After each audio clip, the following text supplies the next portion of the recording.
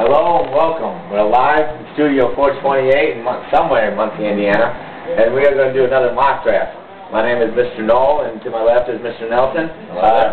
For those of you who ever followed us on Google Video, we actually made a mock draft last week, and we did the picks, and now we have some updated, stats and some, actually not really updated stats, but we have some new ideas, and some, players not coming out that we originally had in the draft. And as you can tell, we're missing, on my right, we're missing our football player, Mr. Robinson.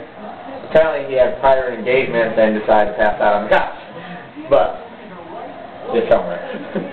Alright, so anyways, we're going to go ahead and get this started off with the 2008 NFL mock draft. And the opening pick, we had the Dolphins went 1-15 this year, just a horrible team. Not a good record.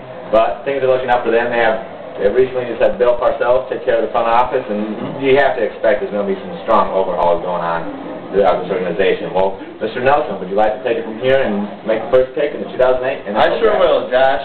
And Dolphins, they just hired the new coach, Tony Sparano, last week, and get them set up in the coaching personnel. But with the first pick in the draft, I think they're going to go with Glenn Dorsey, defensive tackle from LSU. Extremely good defensive tackle. He's going to anchor the 3-4-D, which Parcells is more likely to install. And they just got to show up the D to start the turnaround. He's a very, very tough player. Parcells really like him. Number 2 pick in the draft, we have the St. Louis Rams, a team that had high expectations again, especially just throwing out a lot of money at Mark Bolger. And with their receiving core and the running back, they're expected to actually make a difference this year, and ended up with number 2 pick in the draft. So not how they planned it. No, not exactly. This is obviously a team that has a lot of needs. For the number 2 pick in the draft, I'm selecting Chris Long as a defensive end, outside linebacker, one of those hybrids that everyone's liking now. He'll really, give them that pass rush and really free up Adam Carricker to go to his natural position and become more productive in the end. All right, for the number 3 pick in the draft, we have the Atlanta Falcons. Of course, picks 3 through 5 are going to be determined by a coin flip, and we are just going to randomly select which ones are going to go next. So number 3 is the Falcons. Well, the Falcons here, they definitely missed Michael Vick last year. Obviously, we all know he did not play last season. Bastard. I think they should go 1 of 2 areas here. I personally think they should go offensive tackle with Jake Long, but I believe they're going to actually select the quarterback of the future in Matt Ryan as the 3rd overall selection. I think talent-wise it's a bit of a reach, but they desperately need a franchise quarterback, and I think they're going to take one right here. They definitely need to do something to clean up their image too. As has been reported that Darren McFadden might have some character issues, I guess, so that might actually hurt his draft stock in the future and kind of drop him down a little bit as we go on. Good point. All right. With number 4 pick in the draft, we have the Raiders. The Raiders is another organization, and they're kind of on the come up with selecting Jamarcus Russell, who they believe will be a quarterback for the future. I'm not quite sure I believe in that. Would you agree, Mr. Nelson? Or? Too early to tell right now. Yeah, that's very true. But the Raiders, they need a lot of help, and I believe the Raiders are going to really shore up their offensive line and go with Jake Long. The kid's a beast. You saw him, all throughout the season. He's a very strong, physical player. Plays at left tackle or right tackle. Very gritty, and he's got a mean streak to him that really helps out people, and he can really get in someone's face and push them down. For number 5 pick in the draft, I believe we have the Kansas City Chiefs. Oh, the Chiefs, last year, rush defense was 31st in the league, so definitely need to shore that up. I think they're going to do that with Cedric Ellis, the defensive tackle from USC. I think he's really going to help them defend the inside run, and they need to stop that. That's a pretty good pick right there. They really help out the team a lot. With number 6, we have the Jets. This is where I believe McFadden will definitely be selected right here. It's kind of like Adrian Peterson, thank God, for the Vikings last year, saving grace. Thomas Jones, he's not a bad running back, but obviously, they need to get younger in the running back department. And we're going to throw up the age card, as I've been using in our previous videos. I'm going to throw up the age card, this card, and say, they just cannot pass on him right here. And plus, if he does fall, we all know who's picking behind the Jets, and that just wouldn't really be fair for the rest of us.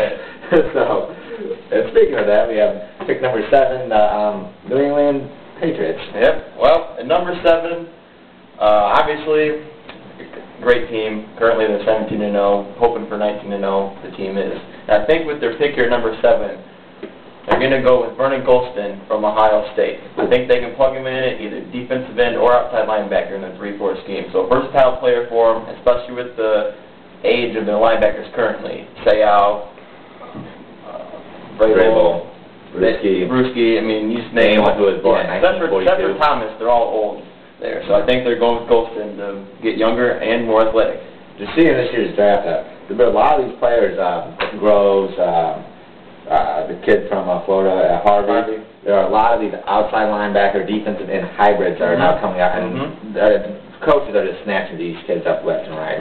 It's pass rushing out linebackers play with 3-4. Yeah, they've had success. You look at DeMarcus Ware in the pros. That's true. I mean, very good. All right. After the Pats, we have the Baltimore Ravens selecting. The Ravens is one of those teams that, if you look at them, they should be a playoff caliber team. They have the, hit you in the face defense. Their offense is a little susceptible, but they got Willis McGahee in his offseason. They got, Steve McNair obviously is ancient, and excuse me, we have technical difficulties for a second. For their pick, I'm going to have them selecting a quarterback to eventually replace McNair. As you can tell, Bowler, he's just not going to get the job done. They have, they give him multiple chances, and they have a new head coach, I believe, coming in.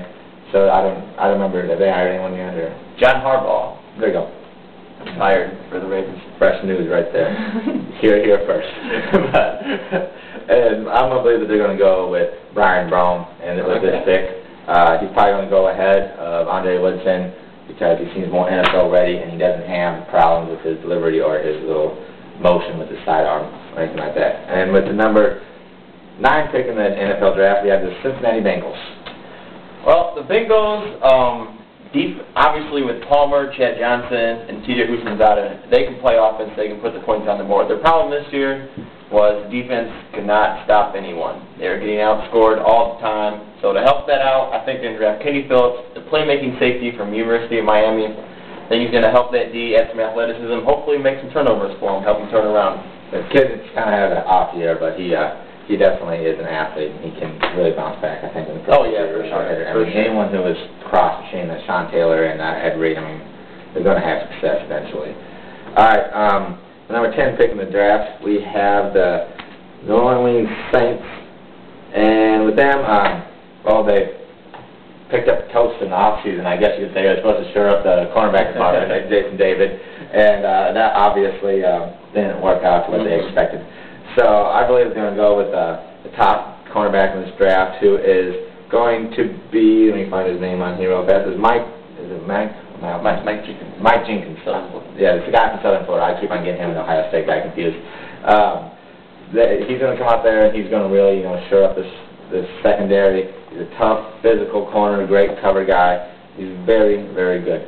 All right, I'll be going this last time. We're going to break the picks down from 1 through 10. 11 through 20, and 21 through 31, since 32nd pick is going to be forfeited. Well, I hope you enjoyed our analysis, and I don't know, maybe you can watch it again, give us a good rating or something, send it to your friend.